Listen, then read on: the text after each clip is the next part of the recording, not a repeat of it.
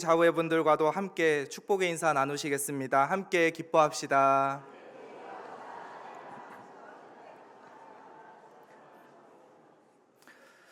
제가 설교를 시작하면서 한 가지 질문을 드리면서 시작을 하고자 합니다. 신앙생활은 무엇이다. 꼭 두 글자가 아니어도 좋습니다. 특별히 정답이 있는 것은 아니고요. 아마 한번 생각해 보셨으면 좋겠습니다. 이 안에 뭐가 들어가면 좋을까? 이단적인 이야기만 아니라면 무엇이든지 넣어도 좋습니다. 아마 한 분 한 분 여쭤보고 싶지만 그럴 수 없기 때문에 한번 제가 여쭤본다면 아마 이야기하는 것들이 아마 다를 것입니다. 그런데 제가 읽었던 책에서는 신앙생활을 이렇게 정의했습니다. 신앙생활은 반응이다. 죄에 대해 반응하는 것이 회개고 은혜에 대해 반응하는 것이 감사라는 것입니다. 그렇기 때문에 우리가 하나님의 말씀을 듣거나 읽을 때에도 무엇을 해야 된다? 반응을 해야 된다라는 것이 그 책의 요지였습니다. 우리가 가만히 생각해 보면 신앙생활에 있어서 반응이라고 하는 것은 너무나 중요합니다. 우리 교회도 이제 전도대가 화요일날 금요일날 전도에 힘쓰고 계시는데 우리가 왜 전도합니까? 내가 전도했을 때, 내가 복음을 전했을 때 그 복음을 듣는 사람들이 반응해 주기를 기대하는 마음으로 전도를 합니다. 만약 아무도 그것에 귀 기울여 주지 않고 반응해 주지 않는다면 그것만큼 안타까운 일도 없을 것입니다. 제가 왜 이 자리에 섰을까요? 제가 어떤 마음으로 설교를 준비했을까요? 단 한 사람이라도 이 설교를 듣고 은혜 받는다면, 그리고 단 한 사람이라도 내 삶 가운데 다시 한번 결단의 시간이 된다면 이 세상의 어떤 기쁨도 그것을 바꿀 수는 없을 것입니다. 우리는 담임 목사님과 계속해서 기도에 대한 말씀을 나눴죠. 기도는 예외일까요? 기도에 꼭 포함되어야 하는 과정이 있다면 그것이 바로 반응이라고 하는 것입니다. 만약에 기도에 반응이 없다면 어떻게 될까요? 만약에 기도에 반응이 없다면 그것은 내 감정을 하나님 앞에 쏟아내는 것, 그 이상도 이하도 아니다라고 하는 것입니다. 하나님의 마음이 무엇인지 헤아려야 하고 하나님의 뜻이 무엇인지 우리가 들어야 하는데 그러지 않고 내 감정을 쏟아내는 통로밖에 되지 않는다는 것입니다. 감리교 창시자이신 존 웨슬리 목사님을 아마 아실 것입니다. 존 웨슬리 목사님은 기도에 대해 다음과 같이 정의하셨습니다. 기도는 마치 하나님이 우리의 부족함을 모르고 계신 것처럼 생각해서 하나님을 가르치는 것이 아니라 오히려 우리 자신을 깨우치는 것이고 우리의 마음속에 우리의 부족한 것들을 더욱 깊이 느끼게 하는 것과 그리하여 우리의 모든 필요를 공급하실 수 있는 하나님을 지속적으로 의지하도록 하는 것이다. 기도는 언제나 우리가 구하는 것보다 더 많이 준비가 되어 있으신 하나님을 움직이는 것이라기보다 오히려 자신을 움직이게 하여 우리가 하나님이 우리를 위해서 준비해 놓으신 모든 선한 것들을 받을 만한 사람이 되도록 준비케 하는 것이다. 아멘. 이 말에 의하면 기도라고 하는 것은 하나님을 움직이는 게 아니라는 것입니다. 하나님은 우리의 모든 필요를 아시고 우리가 구하는 것보다 더 많이 준비가 되어 있으시기 때문에 하나님을 움직이는 것이 아니라 하나님의 그 예비해 놓으신 복들을 받을 만한 사람이 되도록 무엇을 넓히는 과정이다? 나의 그릇을 넓혀가는 과정이다라고 하는 것이 바로 존 웨슬리 목사님의 기도에 대한 정의였습니다. 하나님이 아닌 내가 변화되는 것, 바로 이것이 기도할 때 하나님 앞에 우리가 올려드려야 할 마땅한 반응인 것입니다. 예배는 어떨까요? 우리는 예배를 드리기 위해 이 자리에 모여 있습니다. 아침부터 주일날 평일에 열심히 수고하고 일하고 생업을 하시다가 이 자리에 한자리에 예배를 드리기 위해 모여 있습니다. 그러나 너무나 안타까운 것은 많은 분들이 이 자리에 나와 있지만 모든 분들이 다 은혜를 받는 건 아니라는 것입니다. 어떤 분들은 은혜를 받고 어떤 분들은 이사야 말씀처럼 마치 마당만 밟고 가는 것처럼 은혜 없이 말씀에 대한 반응 없이 돌아가시는 분들도 안타깝게도 있다고 하는 것입니다.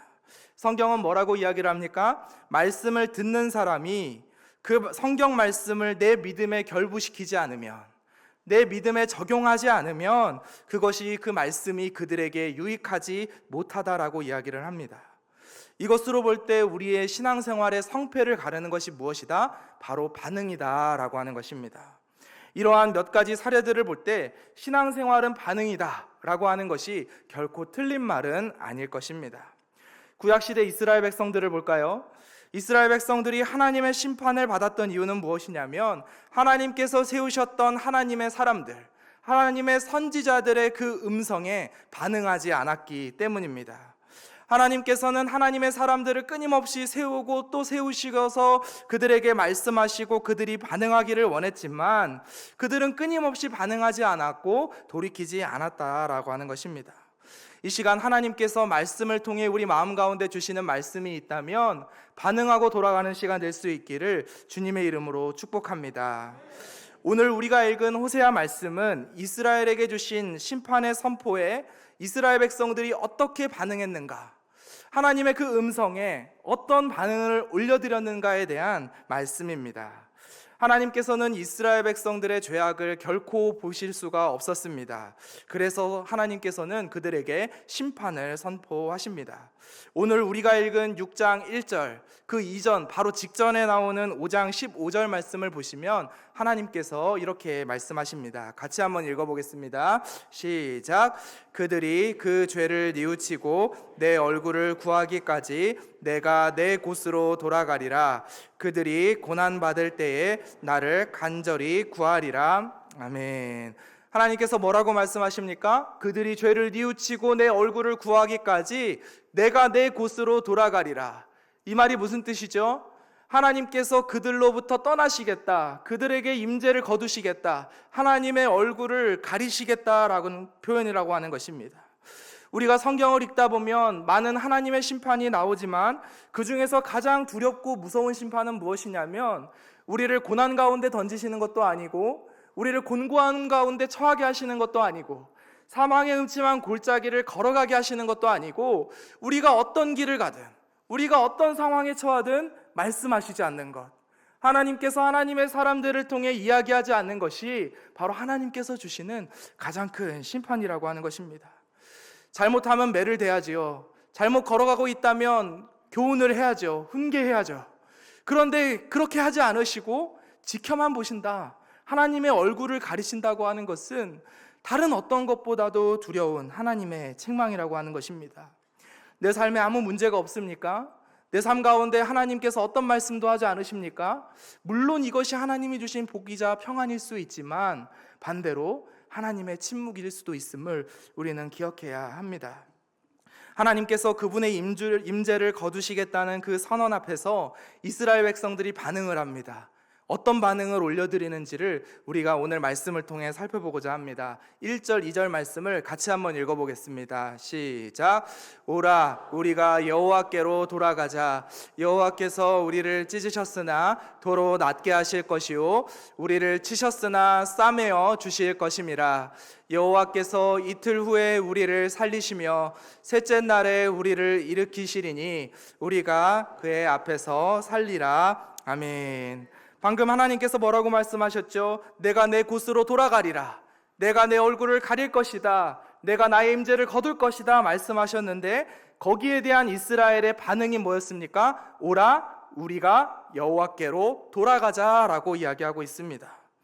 하나님께서 비록 지금은 우리를 치셔서 우리는 상처투성이이고 우리는 쓰러져 있지만 우리가 하나님을 찾을 때에, 하나님께로 돌아갈 때에 하나님께서 우리를 고쳐주시고 회복시켜주시고 우리를 살려주실 것이다 라고 하는 것이 이스라엘 백성들의 믿음이었다라고 하는 것입니다. 우리의 죄악이라고 하는 것은 너무나 커서 하나님 앞에서 가릴 수 없는 것이 사실입니다. 우리가 하나님의 거룩하심과 하나님의 위엄 앞에 서게 된다면 감히 우리는 얼굴을 들 수 없을 만큼 우리의 의로움이라고 하는 것은 보잘것없는 것뿐입니다. 하지만 우리가 하나님 앞에 나아갈 수 있는 이유가 무엇입니까? 하나님께서 위로를 선포하셨고 회복을 선포하셨기 때문에 우리는 지금 이 순간에도 기뻐할 수 있고 확신을 가지고 나아갈 수 있다라고 하는 것입니다. 우리는 때로 너무나 힘들 때, 고난 가운데 있을 때, 곤고함 가운데 있을 때 누군가의 위로, 하나님의 말씀을 통한 조언을 받아들이지 못할 때가 있습니다. 저도 은혜를 받았을 때, 그리고 내 안에 죄가 너무나 크다는 사실을 깨닫게 되었을 때 주변에서 하는 어떤 말도 위로가 되지 못했던 순간들이 있었습니다. 그런데 기도 가운데 하나님께서 문득 주셨던 한마디 말씀은 무엇이었냐면, 하나님께서 회복과 구원을 선포하셨는데 그것을 받아들이지 못하는 것도 내 교만이고 죄다라고 하는 것입니다. 왜냐하면 우리는 무엇을 따라 살아가야 됩니까? 하나님의 말씀을 따라 살아야 합니다. 그런데 저는 그 순간에 뭐를 높였냐면, 하나님의 말씀보다 내 감정, 내 생각, 내 의지를 더 높여서 그 말씀이 나에게 주어짐에도 불구하고 받아들이지 못한 채 내 감정만 앞세웠던 것입니다. 내가 너무 힘들 때 누군가가 나에게 조언을 해주고 말씀으로 말씀할 때 내 상황이 아니었기 때문에 저렇게 속편한 이야기를 하지 라고 생각하셨던 분들 아마 있으셨을 것입니다. 그런데 한번 잘 생각해 보시기 바랍니다. 하나님은 우리 가운데 무엇을 선포하셨죠? 위로와 회복을 선포하셨습니다. 그런데 그 순간 나는 무엇을 의지하고 있습니까? 내 감정과 내 생각을 의지하고 있습니다. 하나님이 회복하셨는데 나는 그 말씀보다 내 생각, 내 형편, 내 사정을 앞세우고 있는 것입니다. 비록 이스라엘 백성들이 하나님의 심판 아래에 있었으나 하나님의 회복을 믿고 의지하며 나아갔던 것처럼 우리는 위로와 회복의 말씀을 붙들고 나아가야 할 것입니다. 이스라엘 백성들은 3절에서 또 이렇게 고백합니다. 우리 같이 한번 읽어보겠습니다. 시작. 그러므로 우리가 여호와를 알자. 힘써 여호와를 알자. 그의 나타나심은 새벽빛같이 어김없나니 비와 같이 땅을 적시는 늦은 비와 같이 우리에게 임하시리라 하니라. 아멘. 호세아 선지자가 이스라엘 백성들에게 끊임없이 이야기했던 말씀 한 가지는 우리가 무엇을 알자? 여호와를 알자라는 것이었습니다. 성경에 2번 나오면 강조하는 표현입니다. 우리가 여호와를 안다는 것, 단지 교리적으로만 지식적으로만 아는 것이 아니라 하나님과 친밀하게 동행함으로써 그분의 마음을 알아간다고 하는 것이 우리 신앙의 본질이다라고 이야기했던 것입니다. 호세아가 볼 때 이스라엘 백성들에게 가장 문제는 뭐였냐면, 예배가 없어서도 아니고 모임이 없어서도 아니고 그들 가운데 종교적인 열심이 없어서도 아니고 여호와를 친밀하게 아는 지식이 없었던 것이 문제다라고 이야기를 했습니다.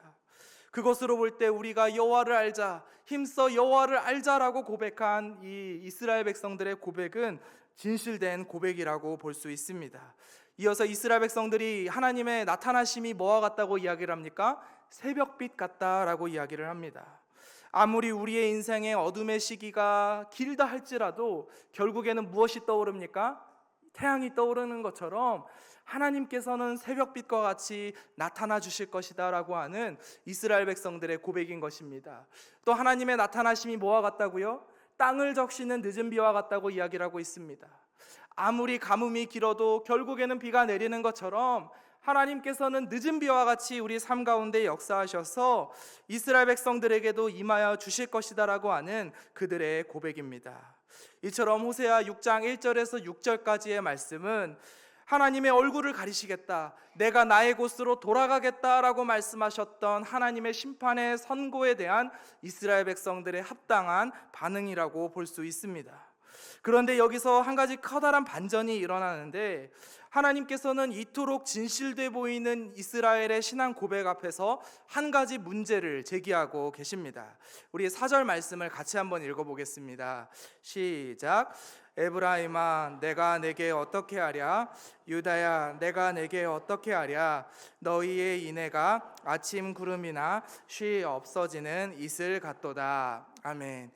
인애가, 헤세드라고 하는데요, 너희의 인애가, 너희의 신앙 고백이, 너희의 이 헌신의 고백이 무엇 같다고요? 아침 구름 같고 쉽게 없어지는 이슬 같다라고 하나님께서는 안타까워하고 계십니다. 아침 구름은 해가 떠오르면 금방 사라지는 구름이고요, 이슬이라고 하는 것은 새벽에 잠깐 있는 것입니다. 이스라엘 백성들은 그 순간에는 하나님을 참되게 예배하였고 헌신하였고 하나님께 참된 고백을 올려드렸지만 그들은 결국 아침 구름과 이슬처럼 사라져갔던 것입니다. 이스라엘 백성들의 모습이 얼마나 안타까운지, 내가 이미 너에게 충분한 것을 해주었는데 도대체 무엇을 더 해주어야 하겠느냐라고 탄식하고 계시는 하나님의 마음을 우리가 읽어야 할 것입니다. 그렇기 때문에 이어지는 6절에서는 다음과 같이 말씀하십니다. 같이 한번 큰 소리로 읽어보겠습니다. 나는 인애를 원하고 제사를 원하지 아니하며 번제보다 하나님을 아는 것을 원하노라. 아멘. 아까 이스라엘 백성들의 인애가 변함없는 사랑이거든요. 이스라엘 백성들의 인애가 뭐 같다고 했습니까? 아침 구름 같고 쉽게 없어지는 이슬 같다고 했습니다. 그런데 하나님은 뭐를 원하신다고요? 그들의 인애를 원한다. 변함없는 사랑을 원한다. 제사를 원하는 것이 아니라, 번제를 원하는 것이 아니라 하나님을 아는 것을 원한다라고 말씀하고 계십니다. 그런데 우리는 너무나 종교적이어서 예배를 드리고 더 많은 헌신을 보여준다면 결국 하나님께서 나를 받아주시겠지, 내가 아무리 부족해도 내가 더 헌신한다면, 하나님께 내가 더 많이 올려드린다면 하나님이 나를 용납해 주시겠지라고 생각합니다. 그런데 호세아가 볼 때 그런 게 아니었다는 것입니다. 이스라엘 백성들의 비극은 제사가 없어서도, 그들의 종교적인 열심이 없어서도 아니라 그들에게 있어서 인애가 없었기 때문이고 하나님을 아는 지식이 없어서였음을 우리는 기억해야 합니다. 제가 얼마 전에 책을 읽으면서 깜짝 놀랐던 것은, 선지자들은 단 한 번도 너희가 조금 더 예배를 더 많이 드렸으면 좋겠다, 너희의 예배의 횟수가 적구나, 더 많이 모였으면 좋겠다라고 꾸짖은 적이 단 한 번도 없다는 사실입니다. 오히려 그들의 모임의 횟수보다 그들의 신실함과 그들의 마음을 원했습니다. 결국 오늘 말씀 호세아 6장 1절부터 6절까지의 말씀은 어떤 말씀입니까? 그 순간에는 하나님의 심판에 대한 이스라엘 백성들의 반응은 진실했을 것입니다. 하나님, 내가 하나님께로 돌아가겠습니다. 우리가 여호와를 알기 위해 힘쓰겠습니다. 주님의 나타나심은 신실하십니다 라는 고백을 올려드렸을 것입니다. 그런데 시간이 지나고 또 시간이 지나면서 그것들은 풍화되어 버리고 말았습니다. 그들의 회개는 순간적이고 일시적이었습니다. 어느새 희미해지고 말뿐인 구호로 남았던 것입니다. 아나니아와 삽비라 이야기를 아시죠? 아마 주일학교 때부터 수없이 많이 들어오셨을 것입니다. 아나니아와 삽비라가 어떤 죄를 지었습니까? 자신의 재산을 팔아서 그 대금의 일부를 감추고 그것이 전부인 것처럼 하나님을 속였습니다. 사도 베드로가 이들을 책망했고 성령을 속였기 때문에 그들은 하나님의 심판을 받아 죽음을 맞게 되었습니다. 그런데 저는 어렸을 때부터, 주일학교 때부터 이 설교를 수없이 들어왔거든요. 그런데 단 한 번도 이 아나니아와 삽비라가 내 이야기라는 사실을 깨닫지 못했습니다. 어떻게 이렇게 바보 같은 짓을 할 수가 있을까?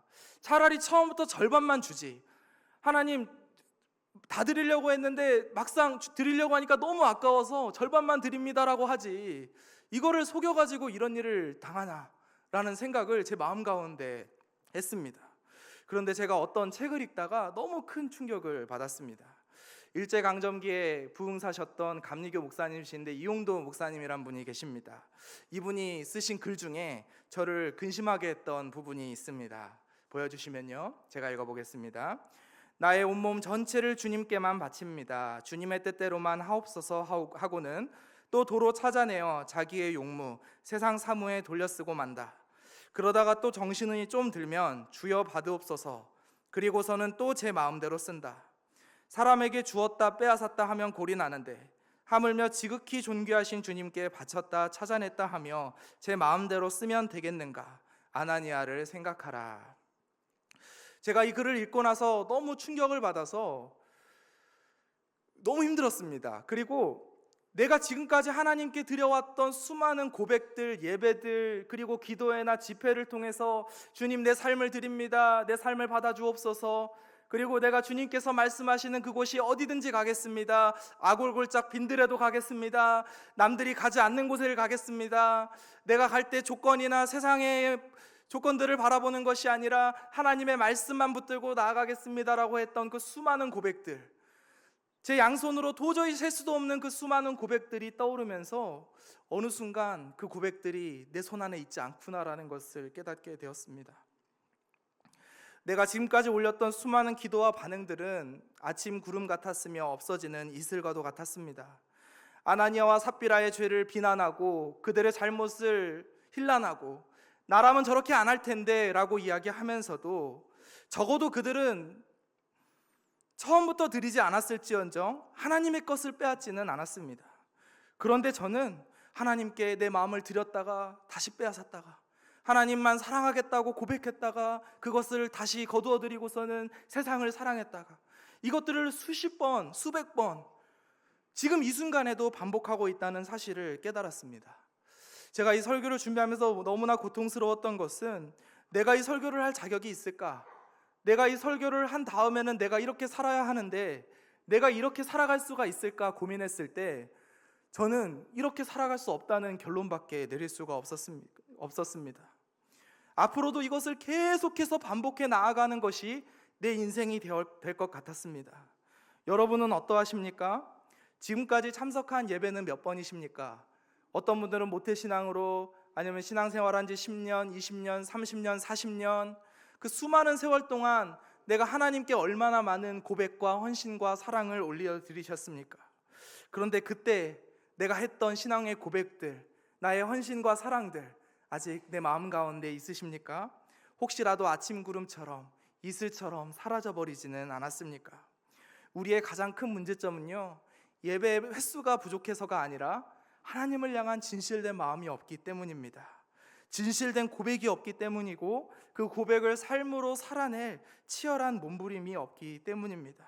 그렇기 때문에 우리는 기도해야 합니다. 내 고백과 내 반응이, 내 신앙 고백이 아침 구름 같지 않게 하여 주옵소서. 이슬과 같이 쉽게 사라지지 않게 하여 주옵소서. 일회적으로 끝나지 않게 하여 주옵소서. 우리는 기도하고 기억해야 하는 것입니다. 제가 고백했던 것처럼 우리는 반복해서 넘어질 것입니다. 이 자리에 계신 장로님들, 권사님들, 집사님들, 성도님들, 이 설교 들었다고 물론 변화되면 너무나 감사하겠지만 그러실 분은 아마 거의 없으리라 생각합니다. 하나님께 올바른 반응을 올려드렸다가도 그 반응이 어디 갔는지 모를 정도로 다시 세상을 향해 달려나아갈 것입니다. 그렇다면 오늘 제가 드리는 이 설교는 아무런 의미가 없는 것입니까? 어차피 다시 세상으로 돌아갈 거, 어차피 처음부터 하나님께 드리지 않는 게 정답일까요? 그렇지 않더라라고 하는 것입니다. 우리의 기도와 우리의 반응이 아침 구름 같다는 사실, 그리고 이슬 같다고 하는 사실을 하나님께서 모르실까요? 아닙니다. 누구보다 그걸 잘 아시는 분이 누구세요? 하나님이시라고 하는 것입니다. 하나님께서 원하시는 건 무엇입니까? 하나님, 내가 여기에 왔습니다, 내가 거룩한 모습으로 이 자리에 왔습니다 라고 나아가는 것이 아니라, 하나님, 내가 오늘 예배를 드리지만 내 이 고백이, 나의 이 예배가 아침 구름 같고 이슬 같다는 사실을 너무 잘 알고 있습니다. 하나님, 내가 이런 존재입니다, 내가 이렇게 부족한 존재입니다라고 날마다 고백하며 나아가기를 원하는 것이 바로 하나님의 마음이라고 하는 것입니다. 나의 이러한 곤궁한 처지를 주님 앞에 애통함으로 아뢰는 것이 바로 성경에 나오는 상한 심령으로 하나님께 나아가는 것입니다. 사도 바울도 로마서에서 다음과 같이 이야기합니다. 같이 한번 읽어보겠습니다. 시작. 이와 같이 성령도 우리의 연약함을 도우시나니 우리는 마땅히 기도할 바를 알지 못하나 오직 성령이 말할 수 없는 탄식으로 우리를 위하여 친히 간구하시느니라. 아멘. 성령이 우리의 뭐를 도우신다고요? 연약함을 도우신다고요. 그래서 하나님께서 제 마음 가운데 주셨던 건 뭐냐면, 내가 이렇게 살아갈 능력이 있기 때문에 설교하는 것이 아니라 이렇게 살아갈 능력이 없기 때문에 더더욱 설교해야 된다라고 제 마음 가운데 감동을 주셨습니다. 그리고 우리가 하나님 앞에 기도해야 되는 것은 내가 하나님 앞에 참된 기도의 능력을 올려드릴 수 있기 때문에 기도하는 것이 아니라 그런 기도의 능력이 없기 때문에, 내가 그런 것들을 행할 수 있는 힘과 능력이 내 마음 가운데 없기 때문에 우리는 뭐를 올려드려야 된다고요? 기도를 올려드려야 한다는 것입니다. 성령님은 우리의 무엇을 도우신다? 연약함을 도우시는 분이십니다. 인애를 원하고 제사를 원하지 않으시는 하나님, 번제보다 하나님 아는 것을 원하시는 하나님 앞에 다시 한번 우리의 상한 심령을 올려드릴 수 있는 저와 여러분들 될 수 있기를 주님의 이름으로 축복합니다. 이 시간 우리가 함께 찬양하기를 원합니다. 하나님의 은혜로, 우리가 너무 많이 불렀던 찬양입니다. 이 가사를 깊이 묵상하며 찬양할 때 우리의 마음을 고백하기를 소망합니다. 우리의 간절한 기도와 고백이 아침 구름 같고 이슬 같을 때가 얼마나 많았습니까? 주님을 사랑하겠노라고, 주님을 따르겠나라고 고백했지만 그 고백은 뒤로 한 채 내 마음대로 살아온 적이 얼마나 많았습니까? 비록 나는 그것을 행할 수 없고 너무나 고통스럽고 절망적인 현실이지만, 그럼에도 우리가 찬양하고 기도할 수 있는 것은 내 모든 형편 다 아시는 주님, 내 모든 형편을 다 아시고 나의 연약함을 도우시는 주님, 그분께서 우리 가운데 계시기 때문입니다. 이 시간에 가능하신 분들은 자리에서 일어나셔서 함께 찬양하며 나아가시겠습니다.